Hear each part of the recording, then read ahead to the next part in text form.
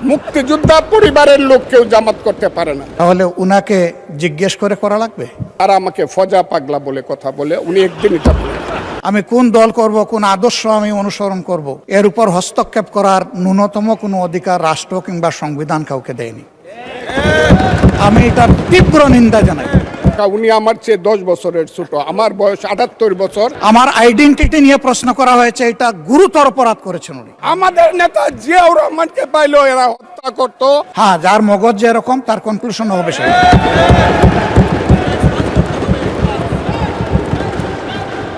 বিরোধী দলের নেতা বলেছেন উনি মুক্তিযোদ্ধা পরিবারের লোক এবং উনি শহীদ পরিবারের লোক এবং উনি জামাত ইসলাম করেন। এটা ডাবল অপরাধ।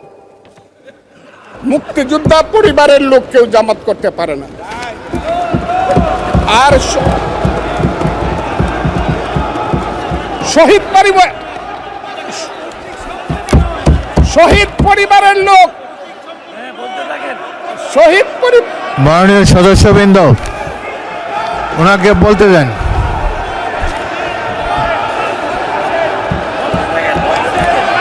মাননীয় সদস্যবৃন্দ, অর্ডার। আপনারা শৃঙ্খলা রক্ষা করুন। মাননীয় সদস্যবৃন্দ, সংসদে শৃঙ্খলা রক্ষা করুন।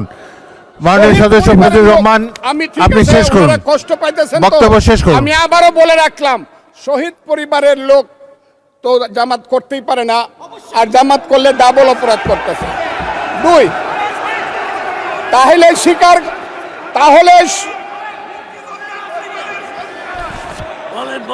আমি আপনাদেরকে বলি, সংসদে দেখেন প্রত্যেক সদস্যের ফজলুর রহমান একটু ওয়েট করেন। মাননীয় সদস্য ফজলুর রহমান ওয়েট করেন। Hold on for a second, একটু অপেক্ষা করুন। আমাদের নেতা জিয়াউর রহমানকে পাইলো এরা হত্যা করত 16 ডিসেম্বরের আগে। মাননীয় সদস্য ফজলুর রহমান অপেক্ষা করুন। মাননীয় সংসদ সদস্য বয়সে আমার বড়, মুক্তিযুদ্ধে তার অবদান সবকিছুই বলেছেন, কিন্তু নিজের অবদান বলতে গিয়ে আরেকজনের অবদানের উপরে হাতুড়ি পেটানোর অধিকার কাউকে দেওয়া হয়। তিনি পার্সোনালি আমাকে হার্ট করেছেন। তিনি বলেছেন যে আমি বলে থাকি আমি শহীদ মুক্তিযোদ্ধা পরিবারের সদস্য, তাহলে ইনি এটাকে চ্যালেঞ্জ করছেন। 2 নম্বর, উনি বলেছেন কোনো মুক্তিযোদ্ধা কিংবা শহীদ মুক্তিযোদ্ধা পরিবারের কেউ জামাত ইসলামী করতে পারে না। তাহলে উনাকে জিজ্ঞেস করে করা লাগবে। এটি আমার নাগরিক অধিকার। আমি কোন দল করব, কোন আদর্শ আমি অনুসরণ করব, এর উপর হস্তক্ষেপ করার ন্যূনতম কোনো অধিকার রাষ্ট্র কিংবা সংবিধান কাউকে দেয়নি। আমি এটার তীব্র নিন্দা জানাই। আমার আইডেন্টিটি নিয়ে প্রশ্ন করা হয়েছে, এটা গুরুতর অপরাধ করেছেন উনি। আবার আমার আদর্শ সিলেকশনের ব্যাপারে উনি কথা বলেছেন, এটা বাড়তি অপরাধ করেছেন উনি। আমি অনুরোধ করব মাননীয় স্পিকার, তার এই অসংসদীয় অংশটা এখান থেকে যেন এক্সপাঞ্জ করা হয়।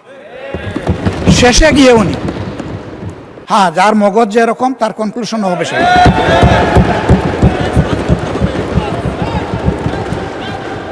তার মতো একজন প্রবীণ ব্যক্তির কাছ থেকে, রাজনীতিবিদদের কাছ থেকে আমি এই ধরনের আচরণ আশা করিনি। আর সাধারণত যুক্তি যখন ফুরিয়ে যায়, মাথা তখন গরম হয়ে যায়।